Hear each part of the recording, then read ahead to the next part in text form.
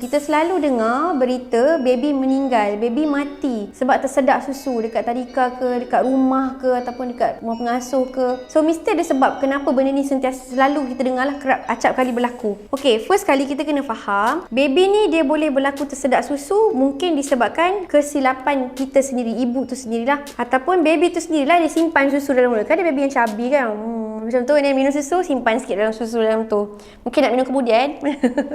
Lepas tu ibu dia tak burpkan dia dengan betul lah, so dia akan ada tendensi untuk termuntah dan kemudian dia akan menyebabkan dia tersedak susu. Ada beberapa kesilapan yang kita sering lakukan yang menyebabkan anak kita ni ada tendensi untuk tersedak susu. Number one, position kita menyusu badan. Katakanlah kita bagi dalam position penyusuan yang tak betul. Contohnya katakan anak dia, soalnya kalau menyusu badan ni kita pegang baby kita, fair enough lah. Problem dia bila you tak burpkan anak you dengan betul, dan akan ada benda susu yang disimpan tadi, lepas tu dia muntah balik dan dia tersedak susu.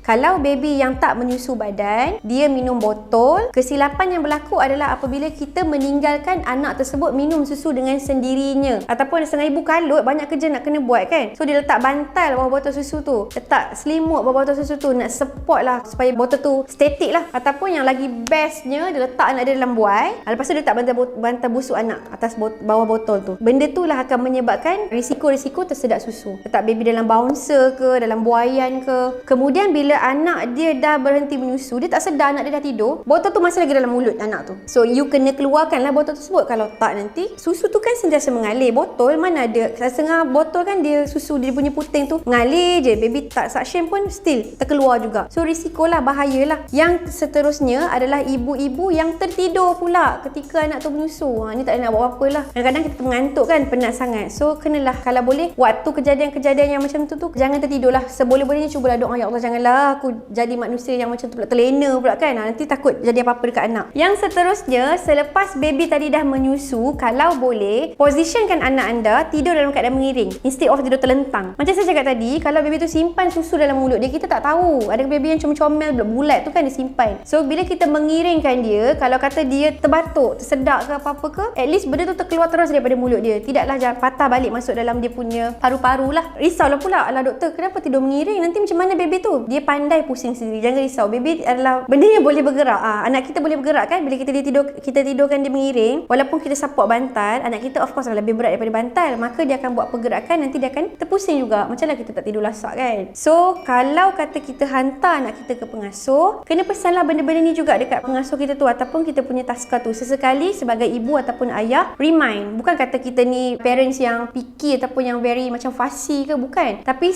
tak salah kalau sekali-sekala kita pesan, akak kalau boleh nak minta tolong, bila anak saya menyusu tolong tengokkan, kalau boleh cabutkan botol dia bila dia dah tidur, jangan letakkan dalam bouncer, jangan letakkan dalam buaian. So benda-benda yang sepatutnya dielakkan tu kita kena elakkan untuk mengurangkan risiko terjadinya tersedak susu. What happen bila tersedak susu ni dah terjadi? Apa pula yang ibu perlu lakukan? Janganlah panik, alamak macam mana ni, lepas tu tak tahu nak buat apa. You kena segera positionkan baby you tu dalam keadaan duduk ataupun terapkan dia supaya benda tu terkeluar. Jangan bagi lagi terlentang. Kau terlentang macam mana susu tadi nak terkeluar? So you positionkan balik dia dalam keadaan menerak, then you tepuk sikit lah dekat belakang dia tu supaya terkeluar balik dia punya susu tadi. Kalau tak berjaya ataupun ada orang lain yang di sekeliling tu yang boleh tolong, minta tolong, dan kalau boleh call 999 untuk bantuan kecemasan.